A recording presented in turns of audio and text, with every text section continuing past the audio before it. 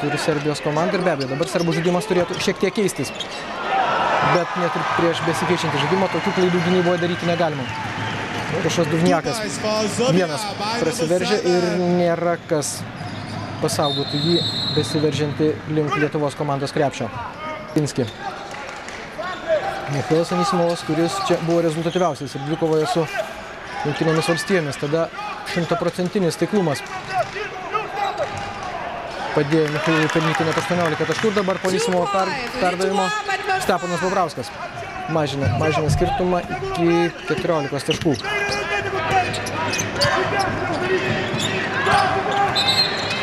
Pražanga Justui Sinicai. Pirmoji jo pražanga ir jos rinktinėje tikrai nestinga. Galbūt kiek ramiau dabar bus Michailui Anisimovui. 2 taškai neįskaityti ir Steponui Bobrauskui. Rašoma pražanga. Prasižengė stabdydamas Mijaną Rakičių. 21 metų krepšininkas. Beje, serbai yra truputėlį vyresni. Jų amžiaus vidurkis 22, Lietuvos komandos 21 metai. Stepono Bobrausko tolimas metimas ir 3 taškai. 3 taškai ir panašu, kad nedidelis susistumdymas po krepšiu. Ir panašu, kad Jonui Mačiuliui kirto į veidą serbai. Bet krepšininkas lieka aikštelėje ir skirtumas mažėja iki gali pridaryti daug vargo ir studentų komandoje. Mačiulis tapęs Europos universitetų čempionų su Kauno Vytauto Didžiojo universiteto ekipa. Darius Šilinskis taip pat buvo toje komandoje ir grįžė iš karto po Europos universitetų čempionato. Prie Lietuvos studentų rinktinės, prie antrosios Lietuvos komandos, kaip buvo vadinta pernai, kai buvo suformuota tokia rinktinė ir gaila. Deja, jie baudų metimo linijos.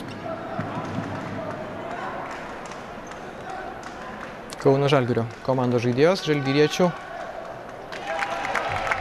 kompanija Lietuvos studentų rinktinėje yra didžiausia. Ir Vytenis Jasikevičius ir Darius Šilinskis, netiesa jis jau buvęs žalgirietis. Ir Mantas Kalnietis, kuris dabar sėdė ant suolelio, ir Jonas Mačiulis. Ir kauniečių treneris Rimantas Grigas, kuris yra Mindaugo Lukošiaus asistentas ir nuima kamuolį Michailas Anisimovas. Jono Mačiulio reidas ir dar 2 taškai, atkovotas kamuolys ir dabar jau po Rolando Lyjevo taškų priversti prašyti minutės pertraukėlės Serbijos krepšininkai. Skirtumas 25-33, tik 8 taškai belieka. Net 8, vis dėlto kol kas mūsiškiai atsilieka, bet bent jau žaidimas teikia vilčių, kad ir prieš Serbijos ekipą kovoti galima ir suvokdamas matyti ir pamatęs, kad pasodinus ant suolelio Vladą Navukosavį, serbų komandos žaidimas tiek puolime, tiek gynyboje išsiderino. Serbijos rinktinės treneris iš karto leidžia savo pagrindinį vidurio puolėją aikštelę, tačiau tai negelbėjo. Jonas Mačiulis pelno savo 8 tašką ir mažina skirtumą iki 6 taškų. Dabar jau iniciatyva tikrai mūsiškių rankose ir dar sykį noriu priminti, kad serbai visose iki šiol žaistose rungtynėse išskyrus pusfinalį su Japonija, galima sakyti, be priekaištų sužaisdavo antruosius kėlinius ir juose savo varžovus įveikdavo daugiau negu 10 taškų skirtumų didesnė persvara. Dar vienas prasiveržimas ir dar 2 taškai. Rolandas Alijevas. Kaip ir Jonas Mačiulis. Alijevas jau yra pelnę po 8 taškus. Ir dabar įpusėjus antrajam kėliniui komandas jau skiria tik tai 4 taškai. Susistumdymas po mūsų komandos krepšių ir trečioji pražanga. Trečioji pražanga 12 numeriui Vladanui Vukosavį.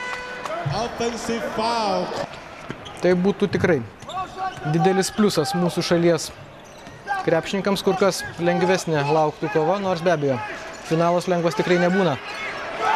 Apžaidžia Michailas Anisimovas ir pelno dar 2 taškus, mažindamas skirtumą iki 2, 31-33. Ir atkarpą mūsiškiai laimi berods 8-0. Dabar jau Anisimovo pražanga.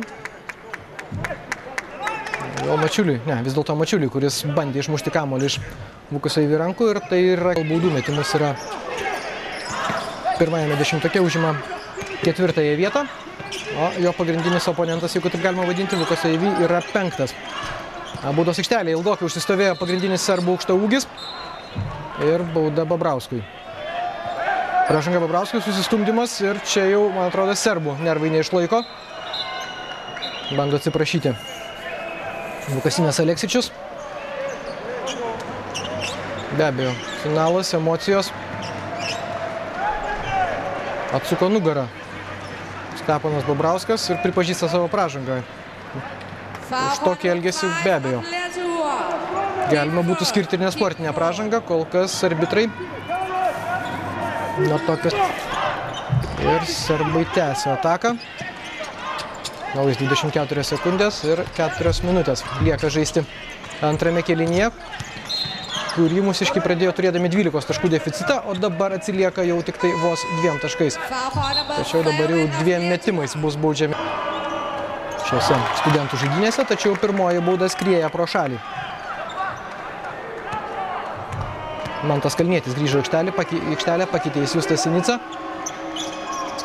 Ir antrasis metimas skriejo pro šalį ir mūsiškiai atkovojo kamuolį. Marius Prekevičius, Lietuvos rinktinės kapitonas, pradėjo šią ataką ir ką, Michailas Anisimovas ir dėja tolimas Stepo Babrausko metimas skrieja pro šalį, bet Jonas Mačiulis spėja visur. Atkovojo kamuolį. Ir dabar jau gerokai atsargesnis yra serbų centras Vuko Soivi, tačiau ir be jo yra kam blokuoti lietuvių metimus. Laimiai šį sykį greita Serbijos rinktinės ataka buvo sustabdyta, bet 3 taškai. Markas Simonovičius didina Serbijos komandos persvarą iki 5 taškų. Buvo stabtelėję ilgokai Serbijos žaidėjai. Anisimovas. Tokį metimą tikrai galėjo pataikyti, jo labiau, kad atrodė, kad ir prasiveržė pro Vuko Soivi, turinti jau 3 pražangas. Ar dar vienas centro tritaškis? Deja. Pirmo kėlinio pabaigoje Vladanas Vuko Soivi pelnantis jau 14 tašką. Nustebino tolimo metimų, dabar daro tą patį. Ir vėl po tikrai labai darnios bangos mūsiškiai daro porą klaidų gynyboje ir serbai atitrūksta 8 taškais. Anisimovas. Dar vienas metimas laisvas metė iš arti ir kągi. Taip paleidinėti varžovų negalima. O čia vaikiška klaida. Markas Simonovičius matyt abejoja, ką daryti. Ar dėti iš viršaus, ar mesti paprastai. Ir tos dvejonės baigėsi tuo, jog iš 100% situacijos taškų nepelnė Serbijos rinktinės žaidėjas. Kalniečio reidas, 2 taškai ir bauda. Mantas Kalnietis pelno 4 savo tašką, mažina skirtumą iki 6 ir dabar stoja prie baudų metimo linijos.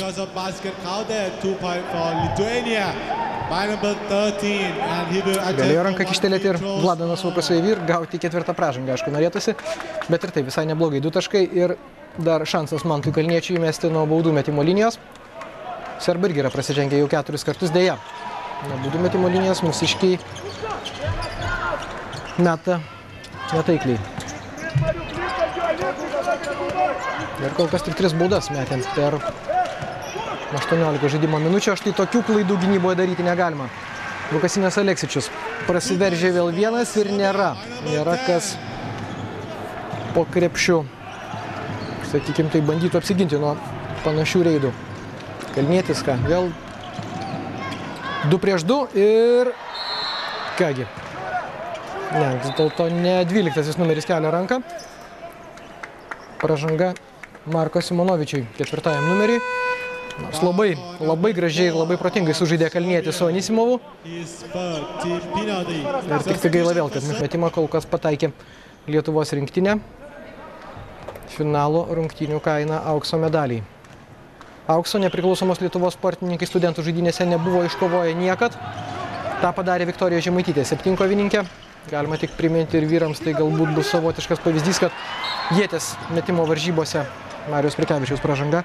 Viktorija Žemaitytė susižeidė meniską ir buvo abejonių, ar iš viso galės bėgti. 800 m